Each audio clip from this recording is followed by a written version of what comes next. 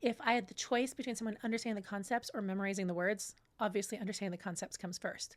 But the good thing about that is on a test, we don't remember stuff. And after a test, it's gone. You just flush it out. Speaking as someone who's done very well on a lot of tests, the way you do well on a test is by memorizing everything and flushing it, memorizing and flushing. The problem is, as you get further along, memorizing doesn't work anymore.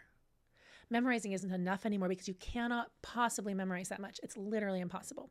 They say medical school is like drinking water from a fire hydrant, and it's true. There's just so much information coming at you.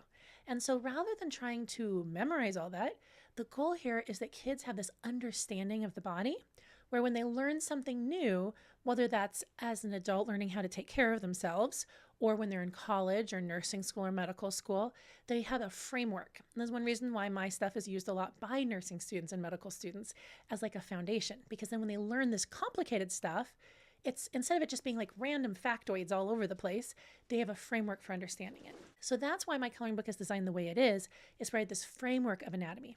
And yes, it has the language, it has the terminology. It shows a lot of details you probably won't learn from other places that are meant for kids in particular.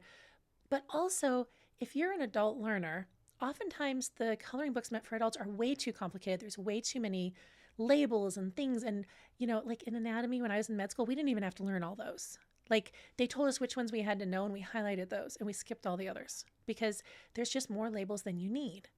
And so in this book, I just put the labels you need or the labels you need first, and then you can go on and learn more later. So unless you're actually in medical school right now, this is probably going to have what you need to start.